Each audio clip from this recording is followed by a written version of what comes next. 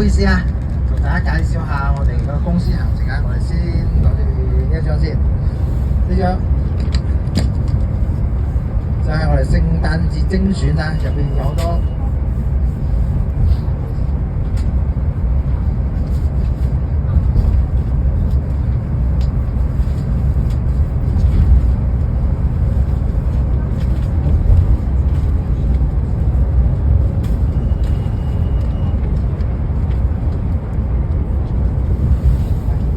呢個咧，呢一張咧係我哋晚會線，我哋請咗嗰個譚輝智啦同李金凱過嚟咧，就係嗰個晚會線嘅，就聖誕節嘅時。呢個咧就係1月3日，叫做呢張你啊，1月3日嗰時候咧，就屬於跨年嗰個元旦嗰時候噶啦我哋叫做跨年晚會咧係1月3號喺佛山禪城嘅，大家見到。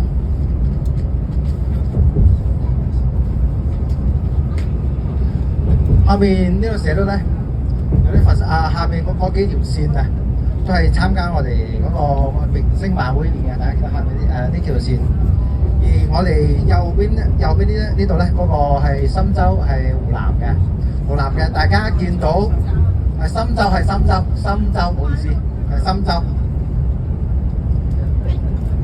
呢度其實呢條線咧，我應該係我等陣再介紹，因為等等同。另外一張咧介紹比較好啲嘅深州嘅線，咁大家見到第二隻後邊嗰個聖誕精選嗰度啦，我哋永安咧就有好多比較抵玩嘅線路嘅，好似佛山啊、3日啊、嗰啲1699啊，係因為聖誕節咧，先同大家講講啊，我輝聖誕節咧一般情況下嗰個團費咧需要加價嘅，再加價，所以咧聖誕節出行咧相對於嚟講比平時咧就係貴少少嘅。呢張係嘛？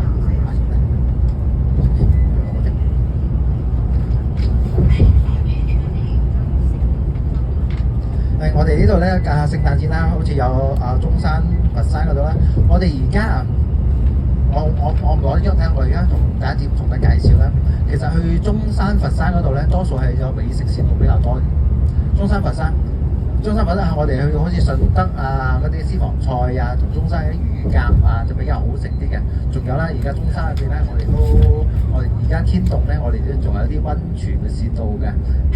我建議大家到時咧，可以喺我哋官網嗰度睇一睇，或者嗰個去我哋門市部揾翻我哋嗰啲溫泉線路啊。而家天洞咧，我建議大家可以去浸溫泉2日啊、3日都 OK，都 OK 啊。溫泉如果遠少少嘅就唔使講啦，九連山溫泉就靚，不過咧坐車應該同我哋3日就好啲啲。九連山嗰度有時有2日嘅，如果去九連山浸溫泉咧，2日嘅行程咧就比較時間比較緊啲啊，真係。我建議去3日，不過去九連山有一個缺點，就九連山入邊咧去咗嗰度咧連住2晚咧，就周圍比較幽靜啊，周圍除咗前面嗰條村咧，基本上冇乜嘢行噶啦。但係佢啲溫泉咧真係靚，公認靚噶。當然如果近少少嘅有中山溫泉啦，嗰度都 OK 下噶。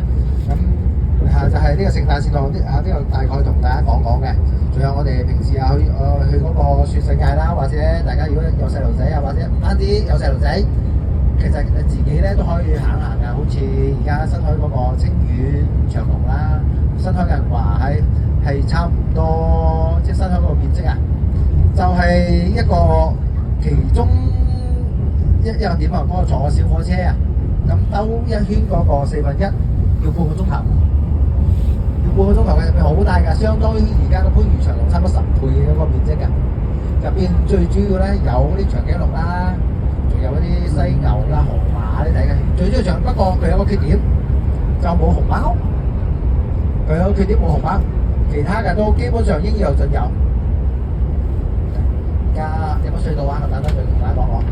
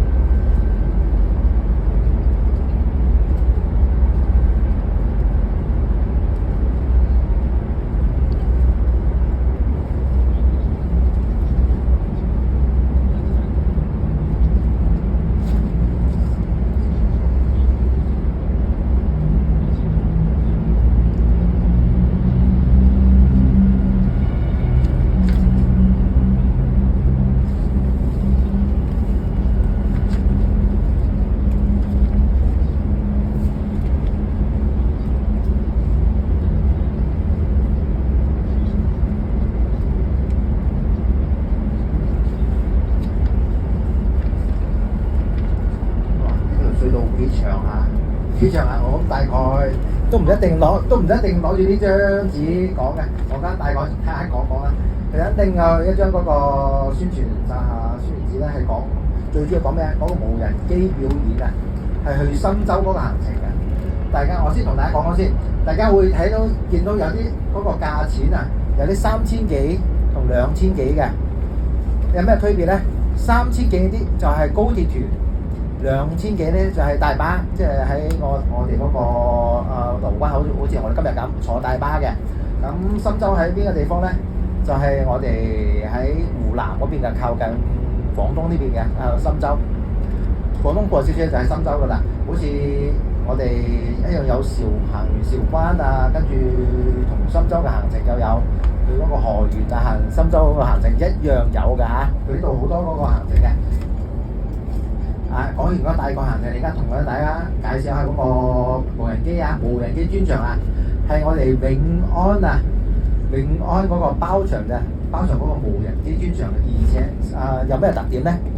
第一，嗰個大家去睇開啲無人機表演，無論睇無人機表演啦，定係睇煙花表演，大家係咪都係揾個空曠嘅地方企喺度睇㗎？係咪先？我哋呢個唔係，我哋呢個有位俾大家坐喺度睇嘅，又坐喺度睇嘅。嗰個可以容納1800人，可以容納1800人㗎。呢係第一。第二啊，我哋好似深圳啊，無論深圳啊定係嗰個香港咧，表演嘅時候出到個無人機咧，都係大概1000台嘅。我哋呢次包場嗰度係用咗1500台無人機表演嘅，全程大概20分鐘左右，全程表演大概20分鐘左右嘅，而且呢個無人機係最新型號嘅 C5，今年6月份先至出來嘅啫，所以非常之最新型號嘅無人機表演，所以到時大家睇嗰個無人機表演係非常之震撼嘅。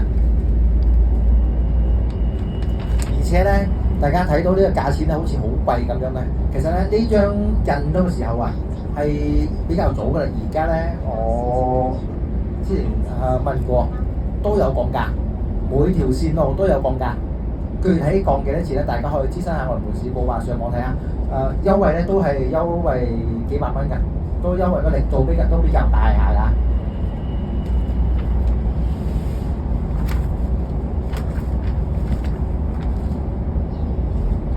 因為聖誕節嘅時候咧，我哋廣東省，因為我帶開廣東省啦，聖誕節嘅時候咧，廣東省嗰時候咧就相對嚟講就比較人多少少嘅。如果大家可以七省嗰度啊，去湖南啊嗰邊啊去行下咧，相對就避一避個高峰期。而且咧，呢個就係我哋永安嘅包場嘅，全部都係我哋永安嘅團友。當然啦，唔係一條線嘅，係嗰時候咧係下邊呢張紙啊，前後啊6條線路夾埋一齊，只要全部有顯示無人機表演，無論係高鐵團啦定係大巴團，都會到時咧都係集合喺一齊嗰度睇無人機表演嘅。睇完無人機表演咧，就各自行翻各自嘅行程啊，大概咁樣㗎。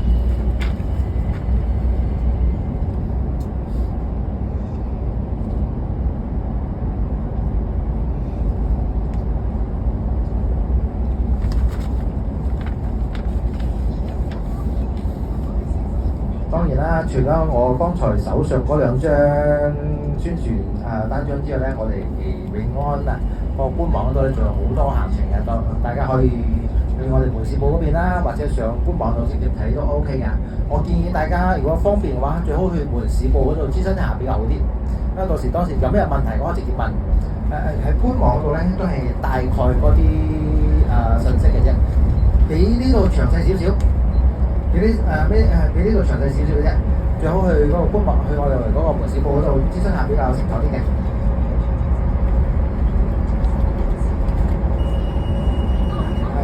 各位仲有邊個想睇下宣傳單張？我呢度仲有嘅嚇。